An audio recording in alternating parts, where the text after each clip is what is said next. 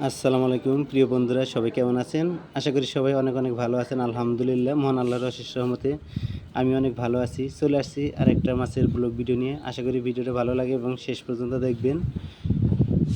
আজকে যে মাছগুলো আপনারা দেখতে পাচ্ছেন এগুলো হচ্ছে আপনার ইন্ডিয়ান রুই মাছ। অনেকে আবার এটাকে বানমিস মাছ নামে আমরা জেনে থাকি। যাই হোক, এই মাছগুলো মূলত আপনার আমাদের পার্শ্ববর্তী যে দেশটা আছে অর্থাৎ ভারতবর্ষ, সেখান থেকেই মূলত আসে।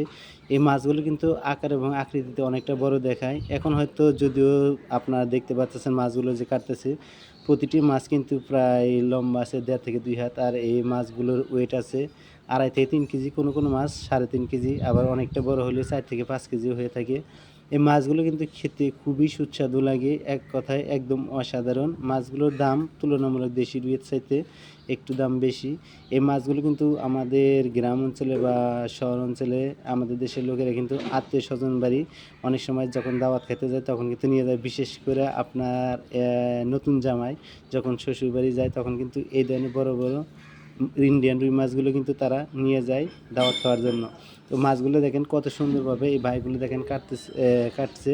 মাছগুলো পিস একদম অ্যাকুরেট সাইজের। আর মাছগুলো কাটাতে তারা অনেকটা পারদর্শী, যেহেতু তারা বিগত 14 থেকে 15 বছর হলো এই পেশায় নিয়োজিত আছে। ভিডিওটা ভালো লাগলে অবশ্যই লাইক, কমেন্ট, শেয়ার করে আমার পাশে থাকবেন। এরকম ভিডিও চাইতে আমার পেজটিতে অবশ্যই